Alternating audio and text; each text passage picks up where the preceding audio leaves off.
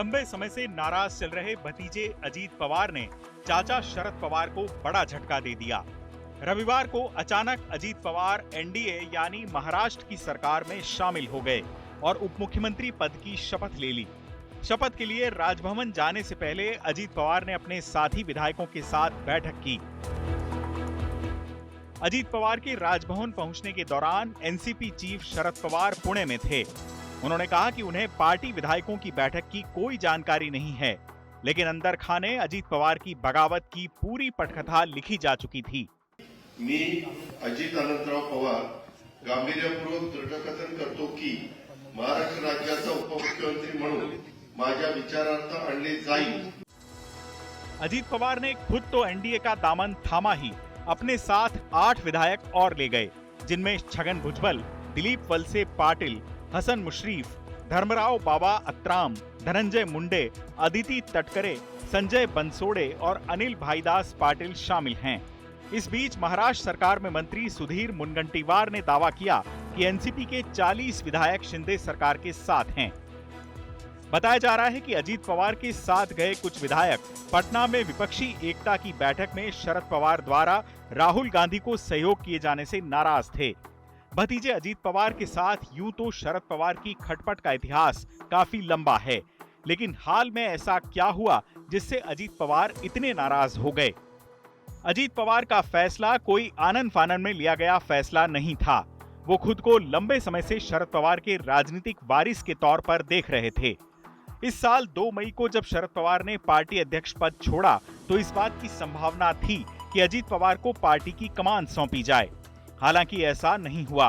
महज 4 दिन में ही पवार ने अपना इस्तीफा वापस ले लिया। इसके बाद शरद पवार ने 10 जून को पार्टी के 25वें स्थापना दिवस पर बेटी सुप्रिया सुले और प्रफुल्ल पटेल को पार्टी का कार्यकारी अध्यक्ष बना दिया। इतना ही नहीं, पवार ने बेटी सुप्रिया सुले को महाराष्ट्र, हरियाणा और पंजाब की जिम्मेदारी भी सौंप दी। लंबे समय से अध्यक्ष पद की कुर्सी की बाट जो रहे अजीत पवार को शरद पवार के ये फैसले अंदर खाने काफी नागवार गुजरे। शरद पवार के इन फैसलों के बाद अजीत पवार अलग थलग पड़ते जा रहे थे। दूसरे शब्दों में अजीत पवार अपनी ही पार्टी में आइसोलेट होते जा रहे थे। उनके पास विधानसभा में प्रतिपक्ष का नेता होने का पद तो था, लेकिन पार्टी संगठन पर पकड़ छिनती जा रही थी। इसके बाद ही एनसीपी में बगावत की कहानी शुरू हुई, जो रविवार को सामने आ गई। भविष्य को लेकर कोई आश्वासन न मिलता देख अजीत पवार ने मनी मन फैसला ले लिया था। चंद दिनों पहले दिल्ली में एनसीपी की राष्ट्रीय कार्यकारिणी की बैठक हुई तो उसके पोस्टर से अजीत पवार गायब थे। इन पोस्टर्स में सुप्रिया सुले छाई हुई थीं। देखा जाए तो अजीत पवार का गुट लंबे समय से महाराष्ट्र में बीजेपी के साथ राजनीति करने के पक्ष में था, जबकि शरद पवार इसके खिलाफ थे। रविवार को अजीत पवार के शपथ लेने तक हर कोई यही समझ रहा था कि वो एनसीपी छोड़कर शिंदे सरकार में शामिल हुए हैं, लेकिन बाद में अजीत पवार ने अपनी पार्टी पर भी दावा ठोक दिया।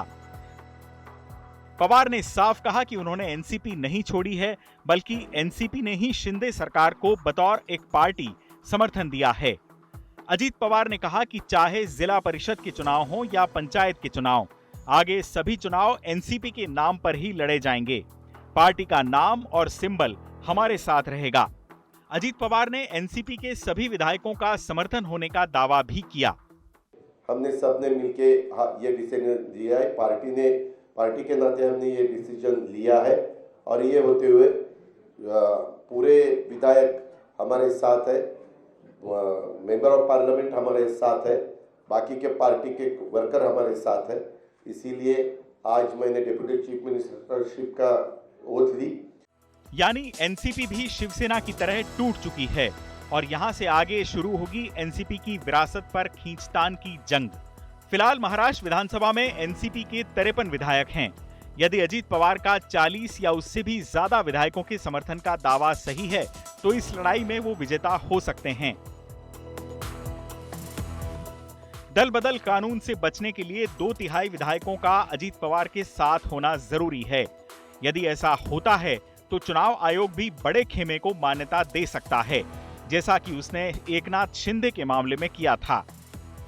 बहरहाल भतीजे की बगावत के बाद बेहद भावुक दिख रहे शरद पवार ने दावा किया है कि वो अपनी पार्टी दोबारा खड़ी करके दिखाएंगे। चुनाव आज तक।